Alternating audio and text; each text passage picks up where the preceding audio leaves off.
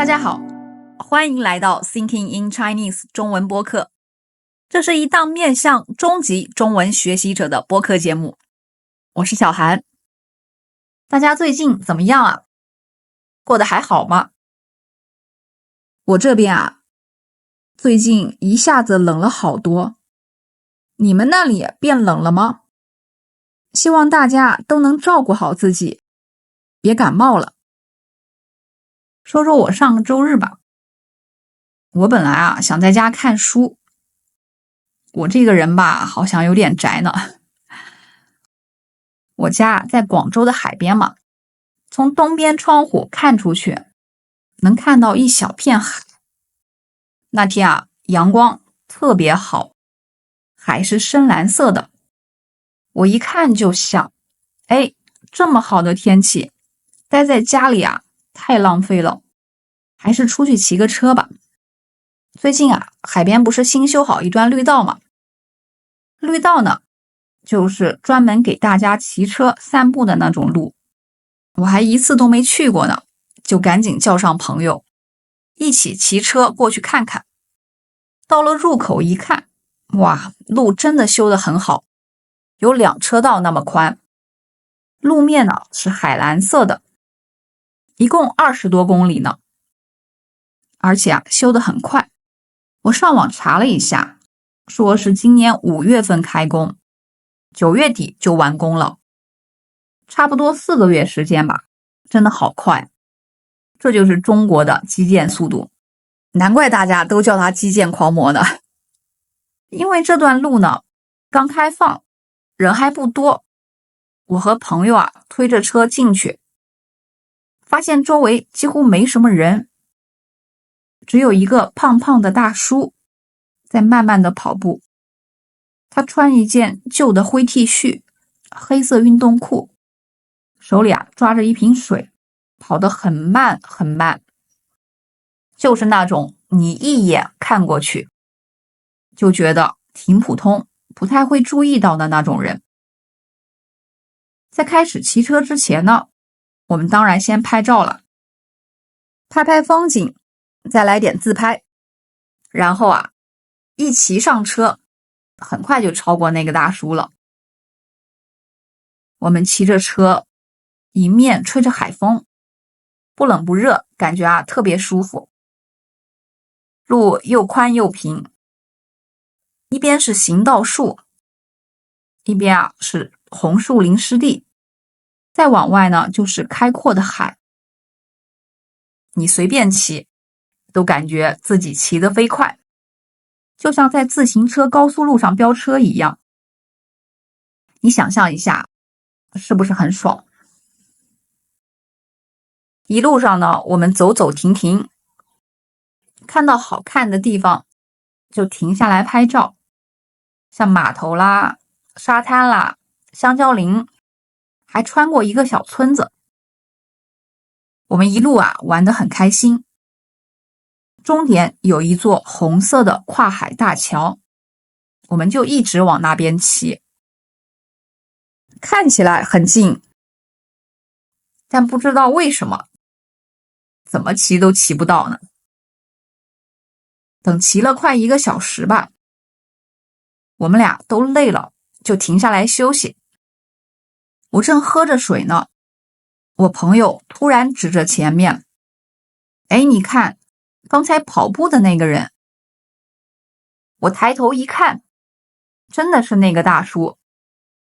他还是那样慢慢跑着，但已经跑到我们前面去了。他的背啊几乎全湿了，灰 T 恤都变成深色了。我就特别震惊啊，我们骑车也不慢啊，怎么就被他超过了呢？朋友说，你想啊，我们一路走走停停，他可是一直在跑，没有停啊。后来啊，我们终于骑到了终点，刚锁好车，坐下来休息呢。结果没一会儿，那个大叔啊又出现了，他慢悠悠的从我们身边跑过去，眼睛一直盯着前面，他没有停下来，继续往前跑。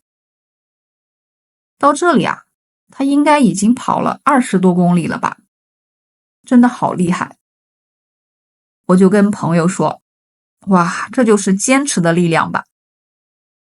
朋友说，对呀，看起来慢，但其实呢是快的。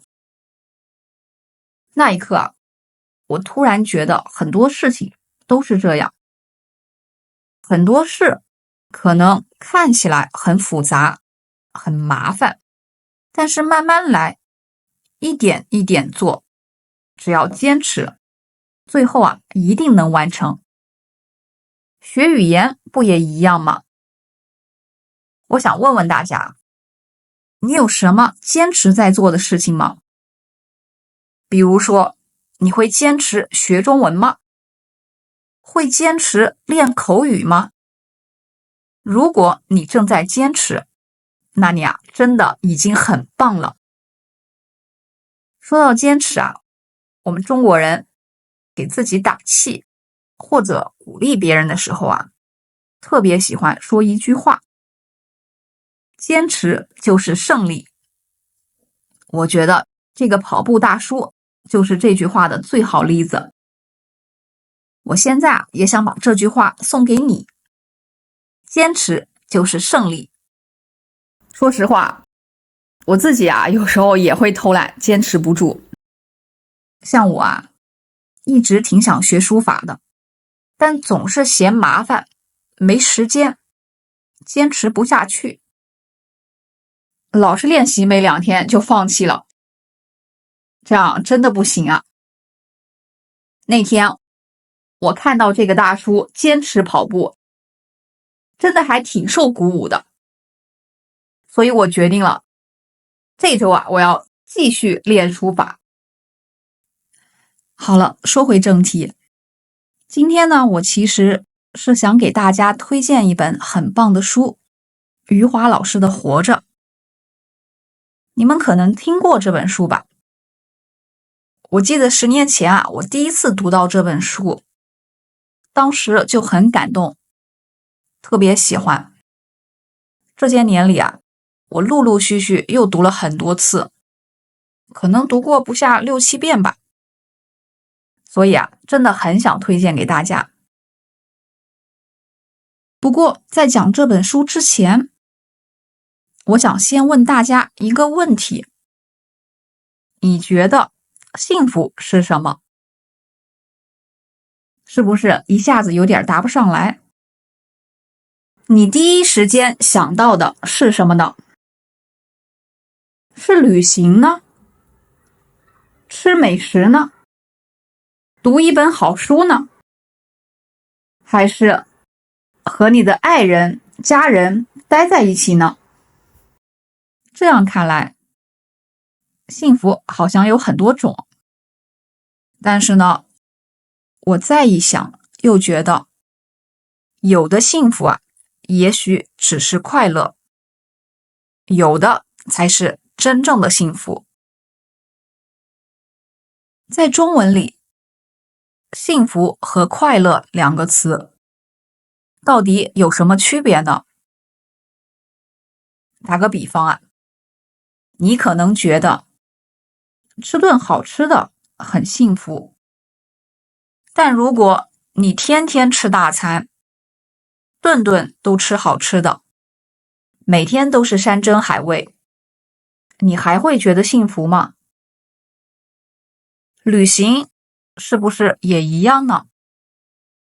要是一直到处走，每天都在路上，每天晚上睡在不同旅馆的床上，刚开始啊，你可能觉得幸福，但时间久了，也会觉得累，觉得无聊，对吧？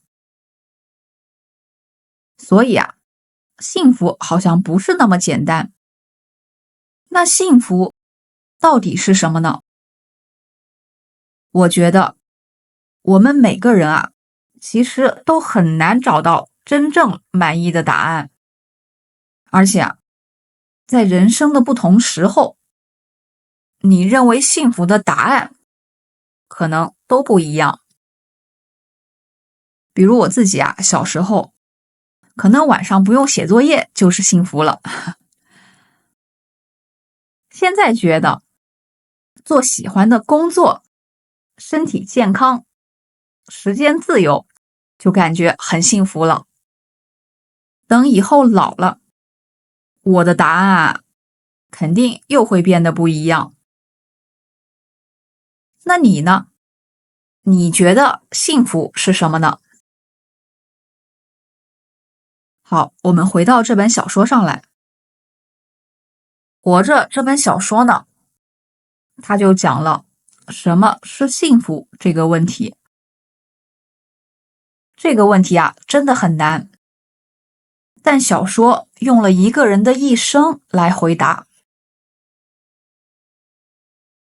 小说的主角呢，叫福贵，是一个农民。他生活在20世纪。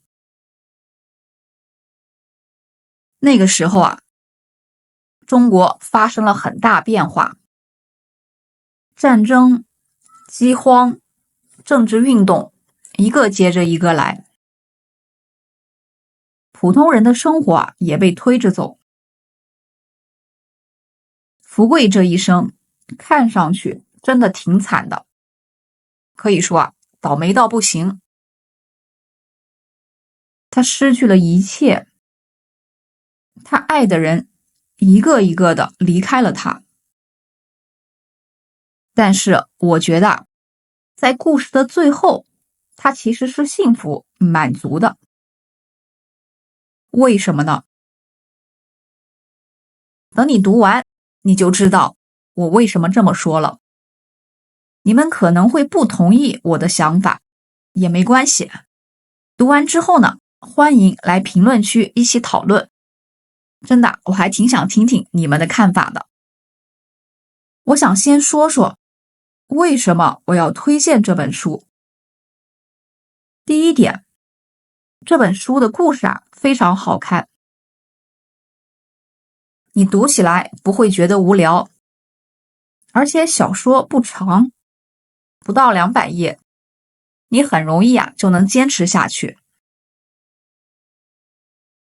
小说讲的是福贵的一生。福贵这个人啊，原本是地主家的孩子，家里很有钱。他从小被宠坏了，娇生惯养，只知道吃喝玩乐，什么都不干。你们应该能猜到吧？他很快啊就把家里的钱都花光了，父母被他气死了。但更惨的呢，还在后面。后来啊，他经历了一件又一件悲剧。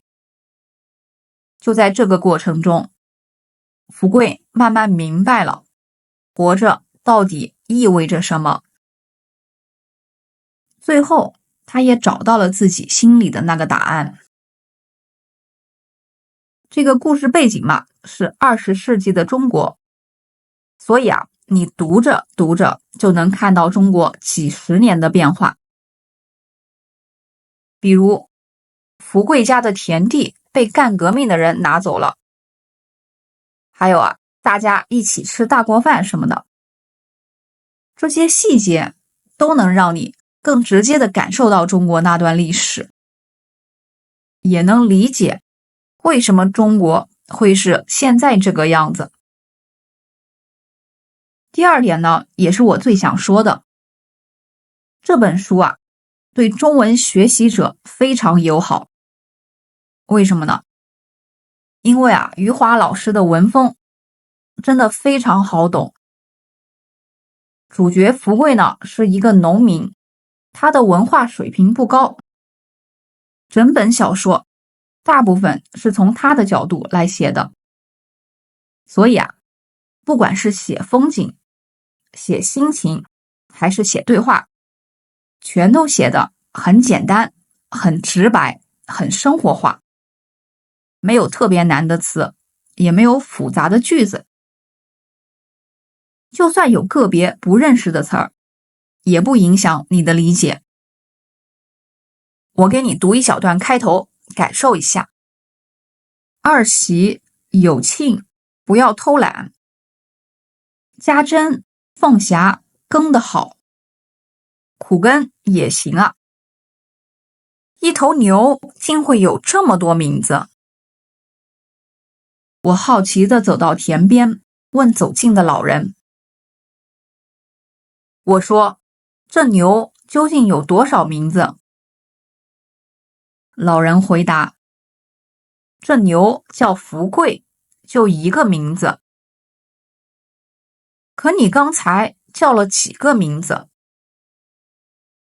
我怕他知道只有自己在耕田，就多叫出几个名字去骗他。他听到还有别的牛也在耕田，就不会不高兴，耕田也就起劲了。你看，都是很简单的表达，但又很好笑，很生动。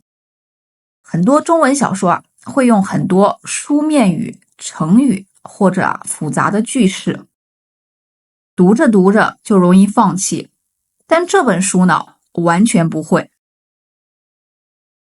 当然，这本书也有一个小小的挑战。小说里有很多常用的俗语、俚语，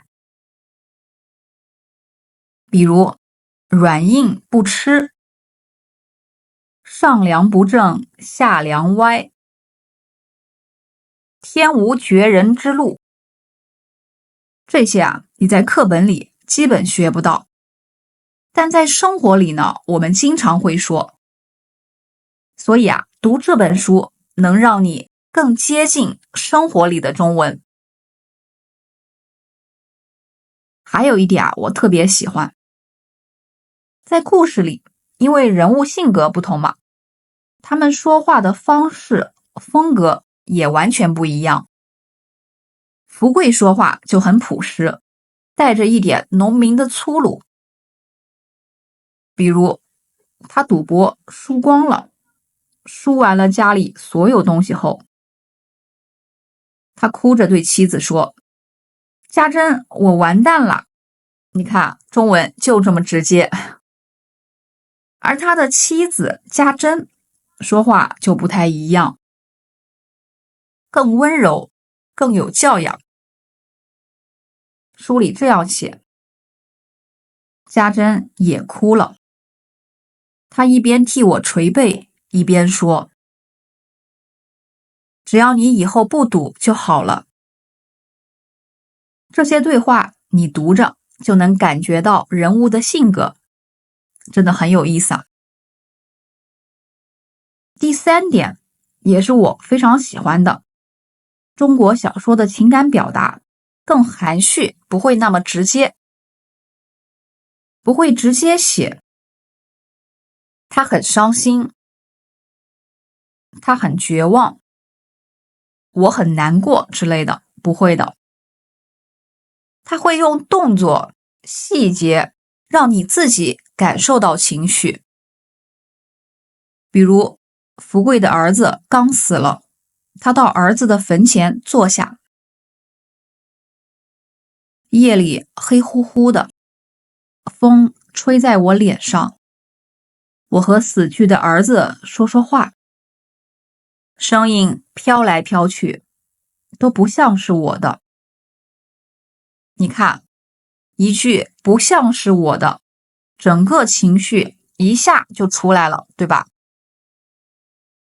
还有写福贵妻子生气了，埋怨福贵，不是直接说他很生气，而是写他一直没睡，不停地往火上加树枝，后来桶里的水快煮干了，他就拿着木桶去池塘打水。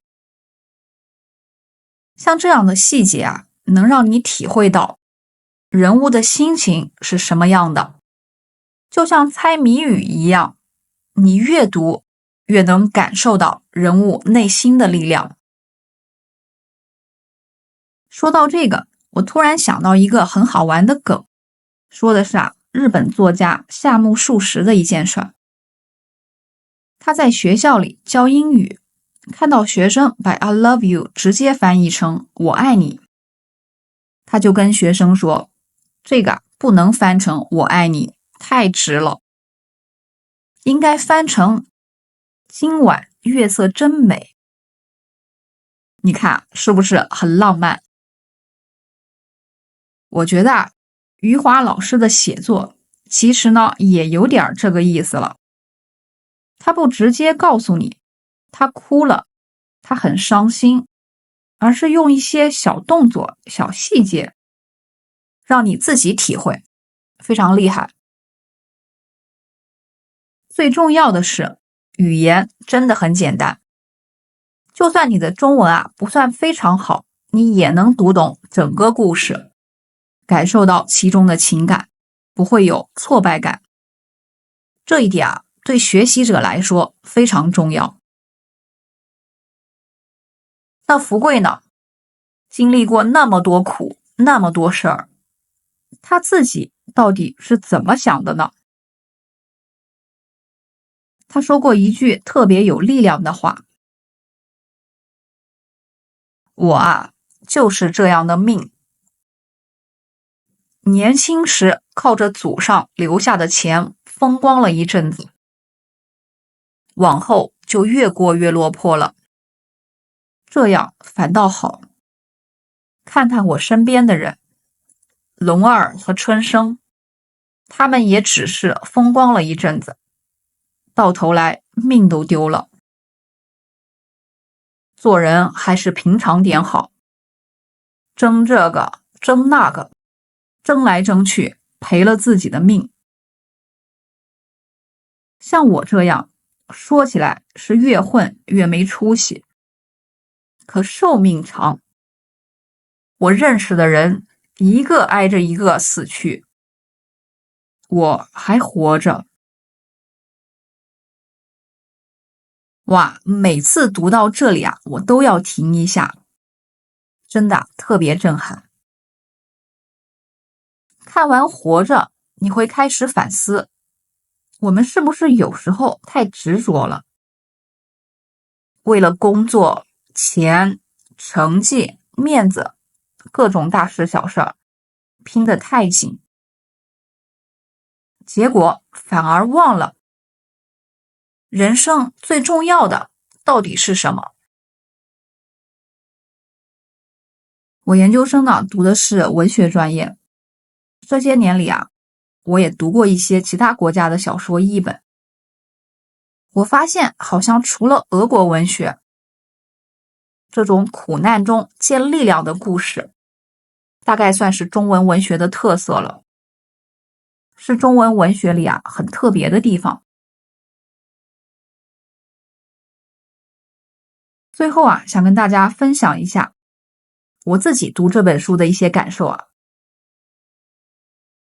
书里最后有一段我真的印象特别深。后来福贵身边的人都不在了，他就和一头老牛一起生活，他给牛也取名叫福贵，每天一起下地干活，他就跟牛说话，把他当成自己的伙伴、家人一样。你想所有亲人都走了，换成我们真的很难受吧？但福贵没有倒下，他还是每天早起干活、吃饭、睡觉，生活在继续，他也继续。这种韧性，这种不放弃，真的特别打动我。我们平时可能会觉得，活着呢就要追求幸福，追求成功，做很多事儿，对吧？要赚很多钱，去很多地方，学很多技能，交很多朋友，就好像幸福必须要靠很多努力、很多成就才能达到一样。但在福贵的故事里，你看着他从一个天天乱花钱的败家子，慢慢变成一个坚强的孤独老人，你就会明白，不管生活有多苦，人都要好好活着。因为活着就是胜利，就是最大的幸福。顺便提一下，这本小说呢，也被拍成了同名电影，导演是张艺谋，主演是巩俐和葛优。电影拍得挺好的，两个主演演技都很出色，特别是葛优，太会演了。在读小说前，你可以先去看看电影，了解个大概，然后再去读小说。电影里呢，有一些情节改编，你可以对比一下，找找看哪里不一样。我从这本书里真的学到了很多，其中最重要的一点就是，活着不需要理由，活着本身就是理由。比如，我现在录播课，分享自己喜欢的书，一方面呢，是希望能和更多人交流，另一方面呢，也是在认真活着的证明。我们每个人都有过低谷吧，难过迷茫累到不行但只要你还活着，就有机会，有明天，有重新开始的可能。就像福贵一样，虽然他经历了那么多坏事儿，但他依然每天吃饭、干活、往前走。余华老师在序言里说了一句话，我特别喜欢。生活是属于每个人自己的感受，不属于任何别人的看法。读完这本书，我开始更珍惜现在的生活。希望我们都能像福贵一样，不管遇到什么，都能坚强的活着，认真对待每一天。如果你一直想尝试读中文小说，但不知道从哪一本开始，真的，我强烈推荐这本《活着》，语言简单，故事深刻，还有很多思考点，绝对不会让你失望。好了，今天的推荐就到这里了，谢谢你听到最后。祝大家中文学习顺利，坚持做你喜欢的事。我们下次再见，拜拜。